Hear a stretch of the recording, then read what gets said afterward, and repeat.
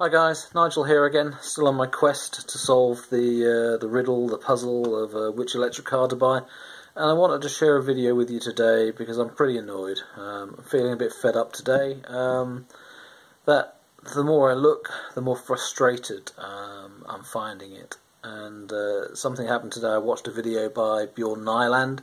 I definitely recommend his videos. He's really good. Lots of information, lots of test drives, etc. So if you're looking for an EV, definitely choose his videos. But he released one today, which was which EV to buy. And when I saw the video and I saw the cars he was considering, it brought home something that I've been thinking about, and that's that here in the UK we have very little choice as to which electric car to buy. And I'm really disappointed that it seems quite easy to conclude that the only car you can buy right now in the UK, brand new, is the Nissan Leaf. There isn't any other choice. So let me go through Bjorn's list as an example for you. So count out the two vans, because I don't want a van. Count out the Kia Soul, because it's a bit of a square box and not the most attractive car. Low range. It's it's been out a while, so I don't think that's a viable option for me. Count out the Zoe, because it's really a super mini, not a mid-sized car, which I'm looking for. It's got some AC charging issues, and it's a bit tinny, the quality's low, it's a bit noisy. There's quite a few issues as to why it's a no to me. I get that a Zoe would be perfect for other people, but for me that's out. The Vauxhall Ampera, well, that doesn't really exist in the UK. I don't think you can buy it. The Model 3 Tesla, well, you can't buy that in the UK either. You can place an order for it in the future, but buying a car in the future is a different issue to buying a new car now, so I'll cover that separately. So if the Model 3 Tesla is not available now, what else? The Golf, well, apparently Golf has closed its order books now for the e-Golf, so you can't buy that. Okay, so I need a little bit of editing. I was about to say that the BMW i3 can't be included because it's not available, but that would have been wrong, so I've had to edit this piece. The i3 is out for me for several reasons, but it is available apparently. I'm organising a test drive. Why do I say a test drive if I'm just ruling it out? Well, I think until you actually drive the cars, you can't be certain. So I want to drive them all and gain an absolute definitive opinion, and also report back to yourselves and let you know what I think of them. But for me at the moment, my gut feel is the i3 is out, based on price mostly. If I include the model which really works, which would be the range extender version, then it's too expensive. If I go for just the base version, which is more comparable to the Golf, but still a lot more expensive than the other cars, then it's workable, but not for the range. It's quite an old model now. The battery is still quite small, so the range, from what I hear of other people, is between 90 and 120 miles. So it's not even coming close to the 150. So it's a huge compromise. Yes, everyone will say, well, get the range extender. Well, the range extender doesn't work for me for several reasons. One, it goes against the principle. I want an electric car, not a car with an engine. I don't want to have an engine serviced when I don't need it. And also, I also understand that the car doesn't run exactly the same way in extender mode, because it's charging the battery rather than actually powering the car. So it's not in full mode. So yes, you can limp home on it, but it's not truly extending the range, in my opinion. So at the moment, the i3 I don't think is viable for cost, because if you go for the range extender or the i3S, then cost is an issue. But equally, all the reviews that I've seen say it's quite a hard ride, especially if you upgrade the wheels, it's even harder.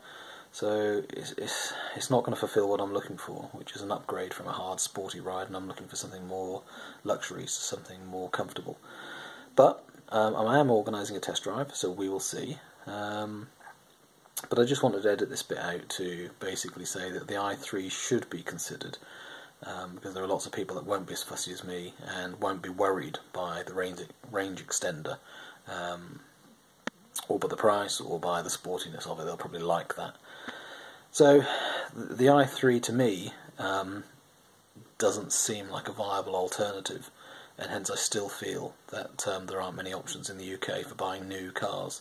But as soon as I talk to the dealer, I'll find out what the wait times are like for an i3, and I'll also find out whether my initial opinions from seeing online videos are real or not. So, sorry for any confusion, but the i3's sort of in, sort of out. And what else is left on that list? I think that's it. I think there's an Ioniq and there's a Leaf. Oh, and look, the Ioniq takes 6 to 8 months to order and receive also, because apparently they're all built in South Korea and they're shipped on containers on ships, and they take that long to get here. So if you want a new car and you want an electric car, you don't have any choice, go and buy a Nissan Leaf now. That's how it feels. I suppose the reality is slightly different, but your situation's compromised. If you want to go and buy a normal ICE car, you have far more choice, and they're in the showroom, they're in stock, they're in showrooms now, and you can go and buy them. Electric cars, you can't. We're always waiting for the next thing, and it almost seems like we're waiting for the virtual car. We're waiting for a car that doesn't even exist. I found myself the other day thinking, should I wait for a Ford Focus? The new 2019 model looks excellent, and the reviews said to start with, from what I read, that the chassis and that had been designed to cater for electrification. But lo and behold, a new announcement comes out that Ford are discontinuing work on all those sort of cars, and they're focusing on trucks and SUVs. So that's not going to be available. So you can't sit and wait for cars that might or might not come. We can't wait for a Volkswagen Polo to have an electric drivetrain, or a Ford Fiesta, or or anything else. We have to look at cars that are available now. And isn't it disappointing that Bjorn's list, where he listed 10 cars, what you can order new today, in the UK it's 1. And if you don't want to order that one, if you don't want a Nissan Leaf, then you're into doing one of two other things. You're either into buying second hand, which increases the choice of cars that you can look at, or you look at buying a future car. So if I was to look at buying a car in 2019, not 2018, then I can start to include more cars. I can include the Kona, I can re-include the Ioniq because I can get it delivered in 2019, and I can include probably the Volkswagen ID. I don't know much about that, and it seems more of a future thing than the Kona. The Kona seems like it's definitely happening and definitely coming, probably this summer.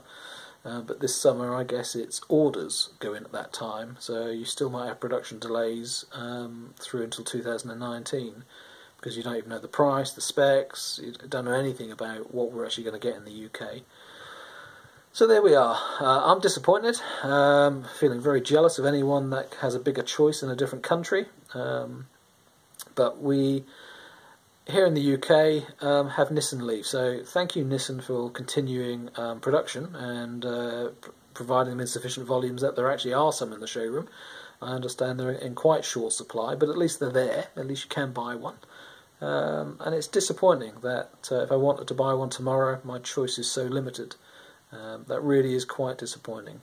I know it's my own fault for excluding cars like the Soul and the Zoe, but there aren't that many available, and isn't it sad, 10 years on into electric cars coming out across the world, 10 years further on, we're in a situation here in the UK where there still aren't many cars available, and car manufacturers that launch them don't continue with them, and when they do launch a car, they don't produce them in sufficient volumes to actually sell to enough people.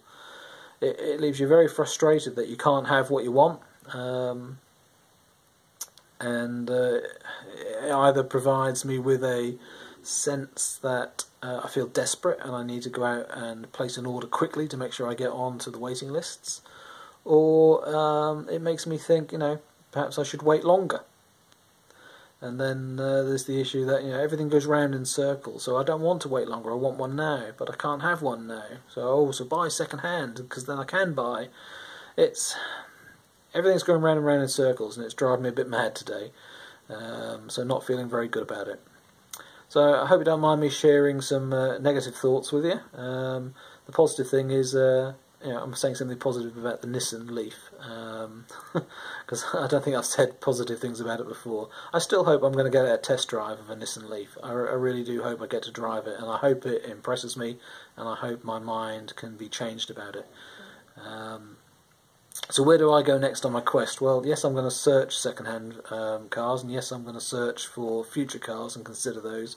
But my next port of call is the Kona. Since I've just tested the Hyundai Ioniq, I want to test the Kona. And the big reason for that is because I wouldn't have thought about an SUV, a crossover, until the Kona came out. Because I'm only considering it because it's an electric car. So I want to compare it to the Ioniq to see whether it's something I can consider. Because, will I buy an SUV even though I don't really want one, just because it's electric? Is an SUV something I would be happy driving? And I don't know that until I try. So I'm going to try the Kona and see how it compares to the Ioniq, and that should give me a clue as to whether I want to consider the Kona as an electric car for me for the future. There we are. After that, I really don't know. I've seen lots of stories about the Golf and the Golf not being in production, so I suppose I need to go to the showroom and get the truth. If a car showroom is a place to get the truth from. So the quest continues. Step by step I'm heading towards having enough information and knowing what car I really want. It is frustrating going round in circles, it is frustrating not having a big choice, and it's frustrating not having a huge pot of money to just rush out and go and buy a Tesla Model S, because if I've got 50, 60, 70,000 pounds to spend, I don't think I'd be hesitating. I'd be jumping out and buying an I-Pace or a Model S Tesla. I wouldn't wait for all the rest. So it's really frustrating on the lack of availability, including the lack of funds for me, and I'll keep plodding on, trying to find what I'm actually looking for and what the best option is. But today, seeing Bjorn's video, left me disappointed. So anyway, until the next update, which should be the Kona test review, thanks for watching, thanks for liking. You're probably not going to like this video because I'm feeling a bit fed up with it all. But there you go, I suppose you can't be happy all the time. Bye for now, and see you soon.